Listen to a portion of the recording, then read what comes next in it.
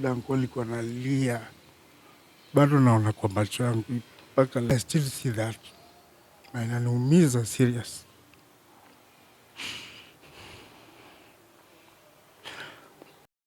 Hi everyone, welcome back. It's your girl Fedi Kenya, and today we have OCHONJO'S brother. We know him as a comedian, and he was doing an amazing job out there with the likes of Kina Onsonko. And we have the brother over here, tulimpoteza, and tunataka tupige story naye atuambie 1 2 3. There is some speculations zenye ziko pale online, na pia atueleze tuliwezaje kumpoteza. Anyway, how are you? First of all, I want to thank you for having me on your channel and to expound on what transpired with my brother. Thank you for that. Kindly, can you introduce yourself out there so that people can know you by your names? My name's Kevin Okoth Bodo. I'm elder brother to OCHONJO. Mi namwitaga Danko. Mimi ndio nimemsomesha mpaka kamaliza shule mpaka from all the way from home Nyakach akakuja Nairobi, wanasema kupiga lami. Ebu kidogo, alienda shule gani? Maybe from the primary to secondary and maybe tertiary. Yeah, for all those who are willing to travel with that home, you will know our home, and where he went to school, Kodum Primary School, which is in Nyakach, and passed his KCPE, akaitwa Nyabondo Boys High School, which is, I think it's a county school sahi, huko kwetu Nyakach. It's a very good school. Hapo ndio akafanya O levels zake, then joined me in Nairobi, akaenda college kidogo, then na hiyo usanii wake ikawa akona mimi sikuwa najua, but alikuwa kumbe na ma connections zake hapa National Theatre nini, kina Jalas, Joanna Rigi, wengi kina Uthuol, wengi hata washaikuja huku kwetu. There was a time nilikuwa na run club fulani hapa, and he brought all of them, then they did very very nice comedies. By that time sikuwa najua my brother was so talented. Even me, nimefanya drama in school, but I never took it seriously. But I did drama, that hiyo usanii. But my brother was so talented. Yeah, so hivyo ndio ikakuwa. Akaanza hizo mambo zake kidogo, ikafika point hata there was a competition, Mnet Africa, walikuwa natafuta wasanii. So jili kwenye itwaje, but my brother was number 2, the whole of Africa. So that shows you the kind of talent he was. Otherwise, not unless you have to ask me other questions about him. Yeah. What kind of a person was he? Down to earth, jovial, respectful. My brother was all you could ask for in a person. That is, na mauruma mingi, such kind of stuff. Rumors as it out there that muli neglect brother. Maybe you can clarify on that. You know, it pains me a lot. That rumor pains me a lot.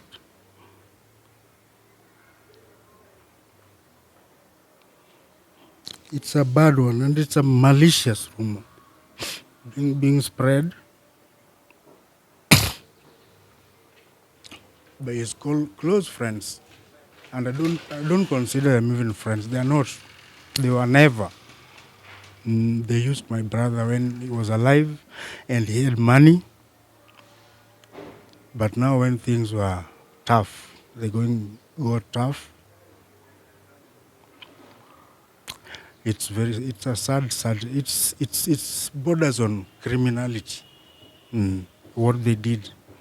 And now they were trying to spin things to make it look like Dan was abandoned by his family. No, never at all. That's very far from truth.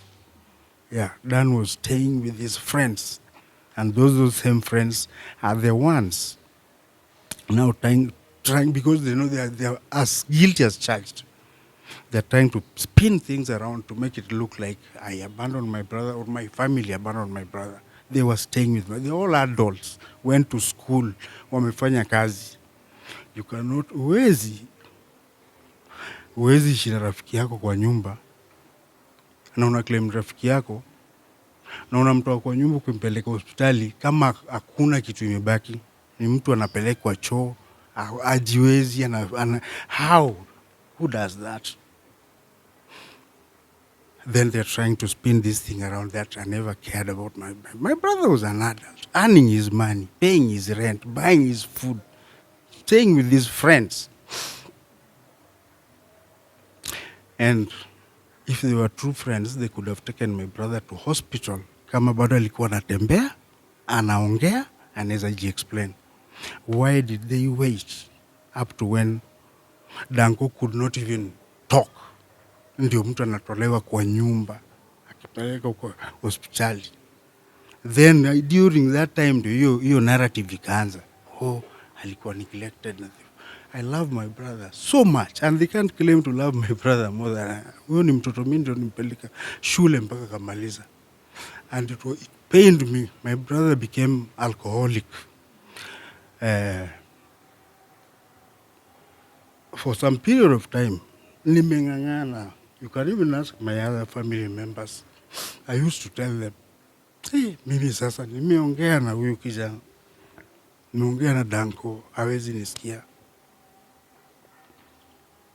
Danko anapotea akiingia kwa hizi manyumba mbaya za changana, hizi pombe haramu. With the same friends who are now trying to spin things. And I condemn that in the strongest term possible. Familia yetu tumelelewa kupendana. And it pains me a lot. It pains me if they could do such a thing. My question to them is, why did they leave my brother? Just because we stay around the same area does not mean that I would babysit my brother who is living with adults, 3 of them in the house. And they could not take him to hospital. They were waiting for me to go there and take my bro to hospital. That's not a friend. That could be your worst enemy pretending to be your friend. And that's what has happened. It's very sad. Very sad. My brother, I mean, that tragedy, it has hit the heart of our family. Danko was going places. I knew. He was going places, that's for sure. And I knew, mimi am a single father. Ule madam tulioana na yeye decided to leave after things were tough. You know, I thought there was love, you know, that you could marry someone you love, like I loved my wife. But I never knew that.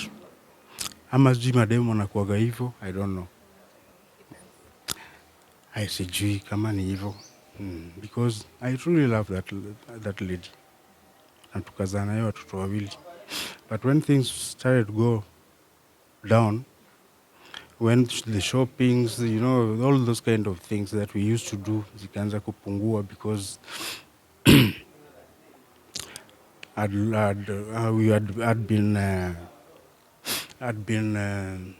kampuni yetu ilifunga. Ilikuwa inaitwa Gold Kenya. It's an Irish NGO. And we were kind of the last people to be declared redundant. Like, you have no job. So I came from there, started some business. I had some small biashara. Now, with what we were given from that number of years working for Gold Kenya, I decided to invest it. Yeah, I opened a nice club. It was doing so well. And then one night, armed robbers came na wakaninyang'anya kila kitu. Club kubwa, TV, kila mahali ukikaa unaona TV huku, unaona TV pale. It was doing so well. Yeah, but maybe it was something that was planned by maybe competitors mtaani, na maybe the haters. Unajua, you don't see, usione kila mtu mnachekeka na yeye ati binadamu ni mnyama ingine, hauwezi jua, because what they are speaking from their mouth is not necessarily what's coming from their heart. Yeah. So I've experienced life. Nimeona mengi, and I've survived with those two kids of mine. The last one was 2 years old. Yeah, the first one was like 7 years old. He was in class 1, I think. Now he's in form 3. Even though kuna pia hitilafu hapa na pale. And the girl is a big girl. I don't know whether she's gone to church today, by the way. But that other crew saw her. So I've seen a lot. Na ndio maana nasikia vibaya sana kama marafiki wa my brother mwenye walikuwa wameenda nazo kila mahali. When he had his money, took these guys out, did a lot of things, you know. But now hizo vitu wanasema imenikasirisha seriously. Now, you've mentioned umemsomesha, ukakuwa na yeye, ukaishi na yeye. At what point alitoka kwako? And do you think marafiki ni hao waliweza kumpoteza? Not necessarily. Ati hao ndio waliweza kumpoteza. Unajua kuna, in life you go meet different people at different times, at different points in life also. So dango kimaliza shule, he came, hata sikuwa nimeoa. No, ndio nilikuwa nimeoa, nilikuwa tu nimeoa hivi. Then pia yeye akamaliza shule. Hata results zake alikuwa anapata tukiwa naye kwa nyumba yangu. So after nimeoa, tukapata mtoto. That's like after 2 years. So my house, it was a single room. So ikakuwa ni kama ni kidogo.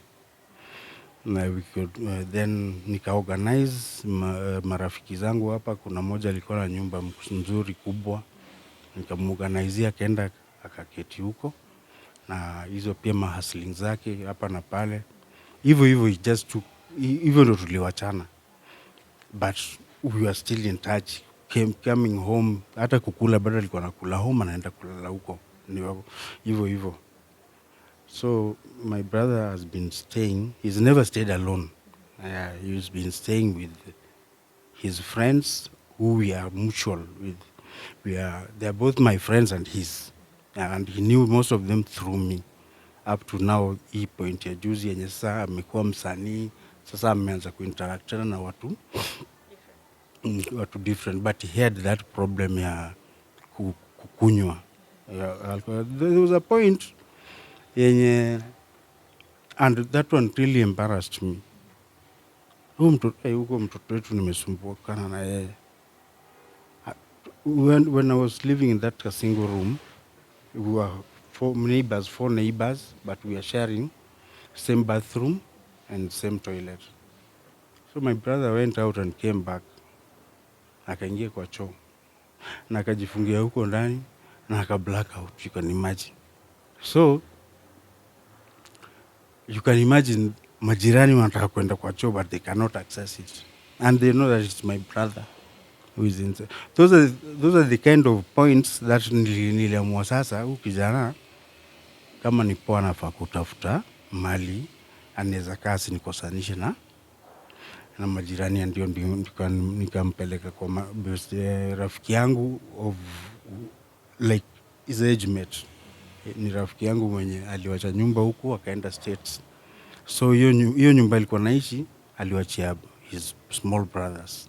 So the small brothers, they were also like brothers to me. So I put my brother at least akae nao, those were like his age mates. Hivyo ndio sasa tuliwachana na Dan, akaanza kuishi hivyo, akatoka kwa huyo kwa mwingine hadi akafika sasa kwa hawa wenye amekufia kwa nyumba yao. At what point did he become sick, and can you tell us imekuwaje your journey of being sick? It's like the serious sickness no towards now mali sasa anakuja kufika mpaka tuache ugonjwa wake ime like 4 months. But those 4 months sikuwa namuona, I cannot lie. Even though najua mali wanaishi, but since anaishi na watu wazima, ni watu wazima, watu wengine hata wenye wanajulikana kwa social media na nini. One of them who was the most close, tukikutana na yeye kwa street namuuliza, vipi niaje ule kijana anaendeleaje? He's okay. He's on drugs. He's doing better. He's improving. There was not a single time that he told me that ule jamaa kama ni poa twende umuone wewe mwenyewe umeku your own judgment. But according to me, I think we should take that boy to hospital. No, there was never a point aliniambia kitu kama hiyo. Siku ya mwisho sasa ile alikuja mpaka home and he came with my brother. I have another brother called Joshua. He stays in South B. And it's like this guy called him to come and see the state my brother was in. So that day my brother went there, saw Danko, and at 1 a.m. usiku nilikuwa naona gonga gate. Kwanza wakanipigia simu, that's Joshua. Kwenda kwa gate na mkuta na the guy who was staying with my bro. Then they broke the news to me. Danko is very sick. He has TB and his organs are also failing. My brother stayed there for like 2 days, then left. When he left, now this friend came to me to inform me that we need to take my brother to hospital. That time it was too late. When I saw my brother there, I just started crying because he could not manage anything on his own. He was lying on the bed like this. Haezi inua mguu. Hapo alipelekwa kwa choo nikiona kama nasaidiwa, meaning it had been going on before that point. Hiyo kupelekwa choo lazima alikuwa anapelekwa kwa, and I was not aware. So mimi waga sijui vile naweza sema, lakini mimi waga na some instincts very strong. Na they've never lied to me. Vile niliona bro wangu hivyo, just feared. Then he was taken to hospital. I could not manage. My emotion could not let me. And that friend of his and a friend of ours joined with another friend of theirs from maybe Citizen or maybe some program in Citizen. They took him to hospital. And they took him to hospital. I followed there the following day. When I went there, it was bad. It was bad. And then I spoke to the doctor. The doctor told me, my friend, ni ndugu ya Dan Bodo. Yeah, mimi ni Kevin Bodo. That's my brother, my small brother. The doctor was straight and honest with me. He told me, yo bro, nyinyi ombeni tu Mungu. Mungu ndiye unajua, Mungu ndiye anaponya watu. But your brother is not in a good state. At all. If it was possible, we could transfer my bro from that hospital. I decided to take him there because it's a government hospital. Haina mambo mingi. Hata kama ni bill, tunajua bill tutalipa tu. That's why he decided. But that doctor told me, toeni huyu jamaa hapa. There's a hospital in Ngara inaitwa Poplar. And I was also suggesting to him that I've been told so many times that St. Francis in Kasarani is also a good hospital, that we could take him there.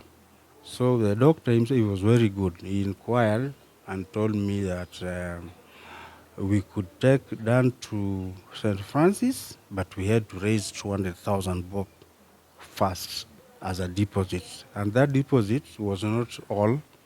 That deposit would still cover his medication na nini na nini, na kama haitafika 200,000 akipona tunarudishia ile imebaki, na kama imezidio bill then tutaongeza baadaye.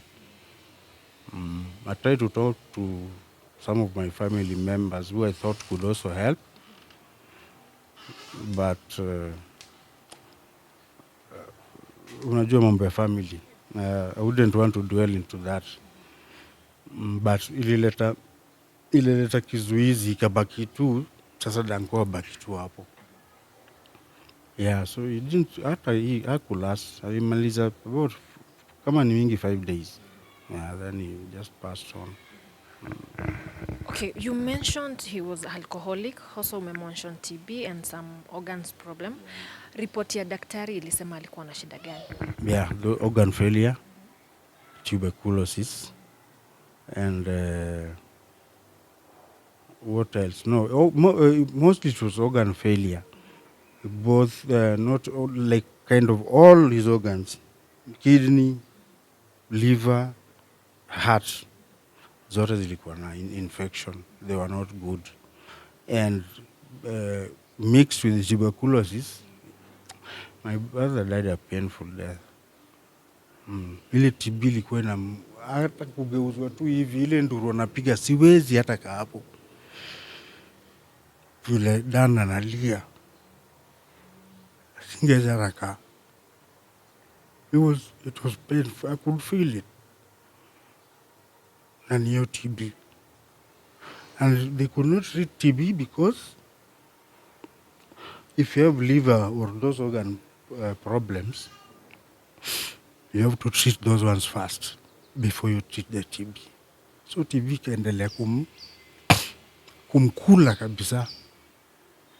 Hata kugeuzwa tu, danko alikuwa analia. Bado naona kwa macho yangu mpaka leo.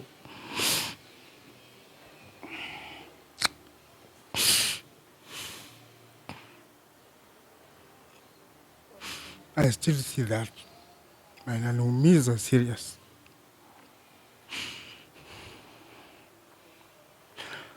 Anyway, nasemaga yote ni mpango ya Mungu. There's nothing you can do. It's very sad. Hakuna rafiki kama huyo. That's not your friend at all. At all. Hata mimi siwezi kuwa rafiki. Nagonjeke hivyo ati nangoja tu mpaka kwani nataka ukufe. Kama ni mimi, walikuwa nataka kuspinio kitu ionekane mimi. Would they be loving my brother more than I do? Mtoto mimi ndio nimefundisha mpaka kamaliza shule when I was working with Goal Kenya. People should be honest. In this life, honesty na stand by the truth. They say truth will always set you free. I stand by everything that I've said here and whatever I've said to any other persons before, because I'm not lying. That's the truth. You know, ukidanganya makosa na uongo ni kwamba uongo maybe after 1 week, 1 month, 1 year utasahau nini ulisema, you know. But what I'm saying here, I will say it even in 10 years to come. I'll repeat the same things I'm saying here because it's so painful and it hurt me. And what I'm speaking is not vitu za kutunga. That's how the situation was. And I challenge anyone who has a contrary opinion about what happened with my brother, to go to the media, come to you, na kuje pia yaseme vile anajua. Yeah. Okay, so far mmefikia wapi na mpango ya mazishi na contribution and everything? Wonderful. That is, people have been very, very, very supportive. People have been very supportive. Kwanza the social media people. Hapa kwetu tu Mpangani, mtaa yote imechangamka. Jana tumekesha mpaka asubuhi na watu almost 100 wenye wamekuja tu, marafiki wa Danko na marafiki wetu. We have mutual friends na marafiki wetu. Tumekaa mpaka asubuhi. Tunachanga pesa pole pole na utaratibu. Hatumizi mtu 10 bob, 20 bob. Mtu wa kuandika kitabu hata kama una 5,000 andika tu hapo. Tuko na WhatsApp group yetu inaendelea vizuri. Patron wetu bado ni best yangu, kansila wa mtaani Peter Wahinya. Tumetoka naye bado kabla tuoe, na sasa akona familia yake kubwa, sasa watoto wake wakubwa just like mine. Na imagine we were together. Hata hiyo ambition yake tumeanza pamoja tu hapa mtaani. Peter mama hivyo tu. So is end anaongoza hizi vitu. Mheshimiwa Jagwa, rafiki wa Danko. Danko has big friends in the society. Jalango wengi na sisi hapa mtaani. We will succeed na Danko tutamzika na utamu na sherehe na everything that like never been seen before.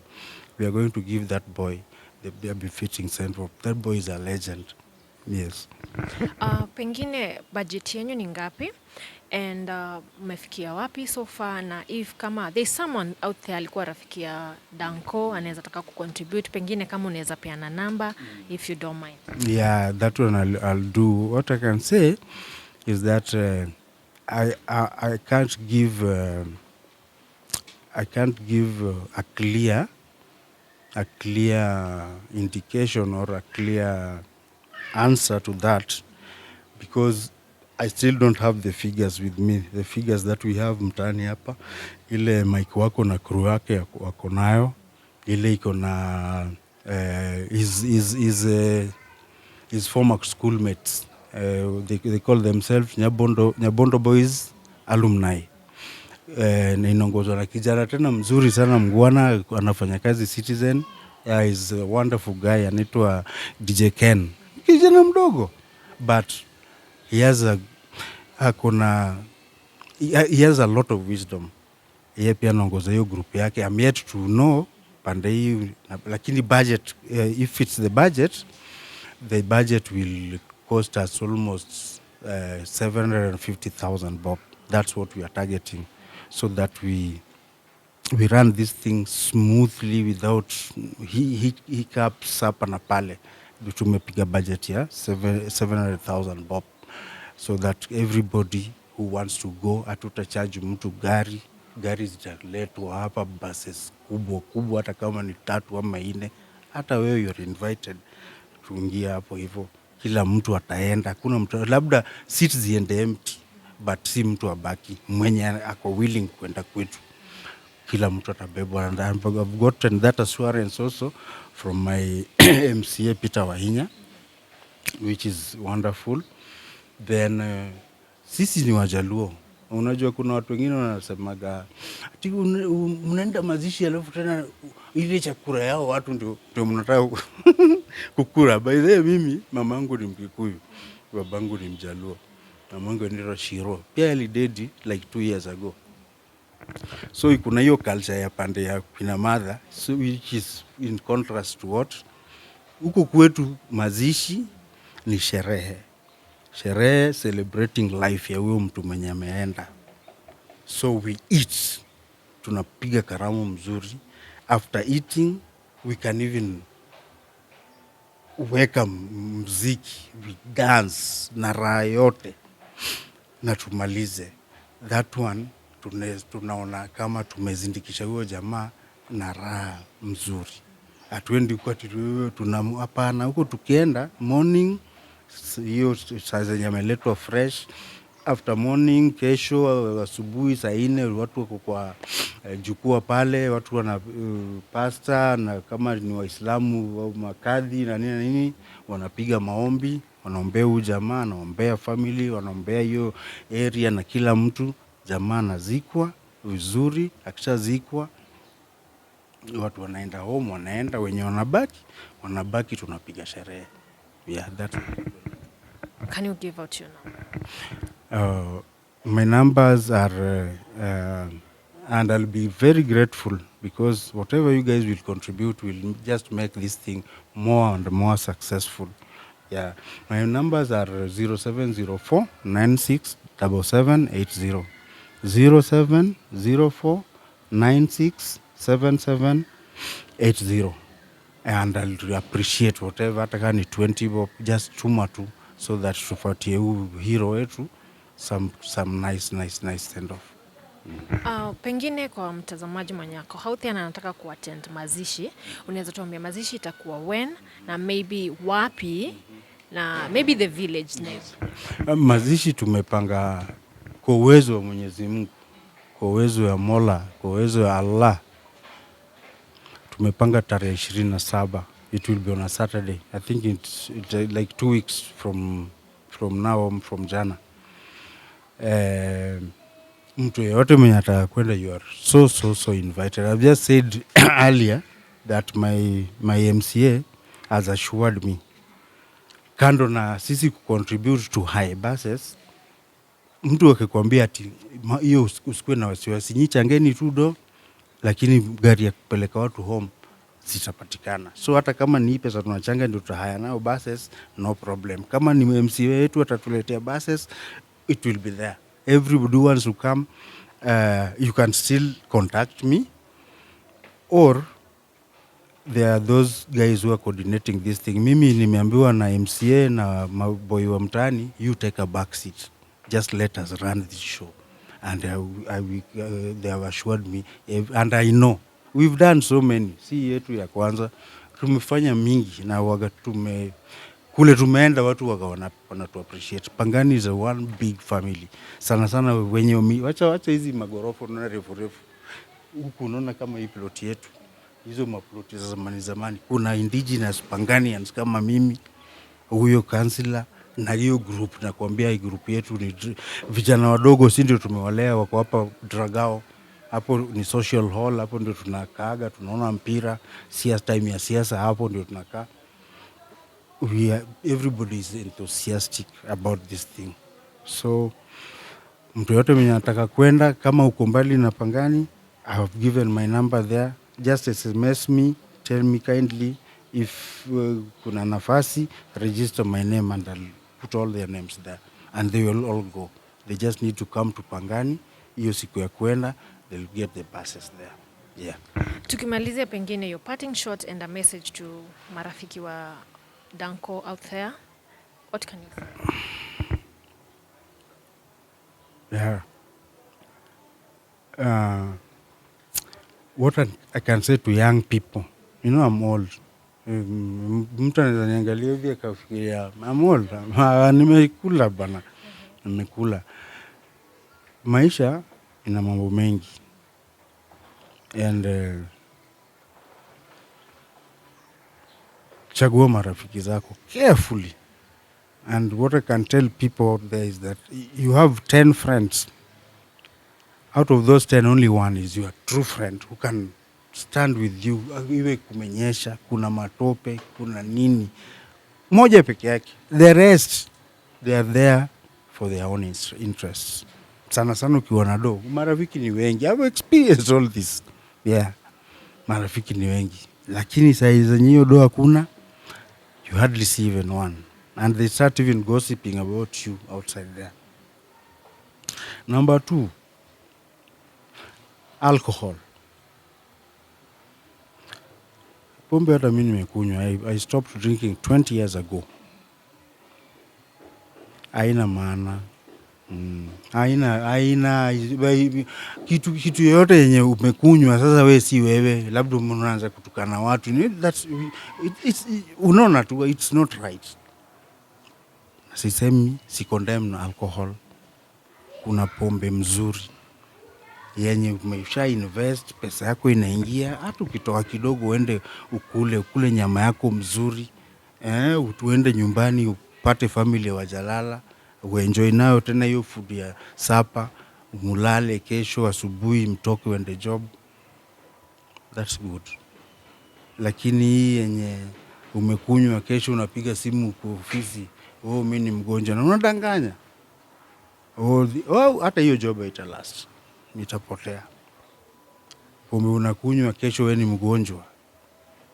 Pombe unakunywa kesho umekosana na watu, uko police station, haina haja.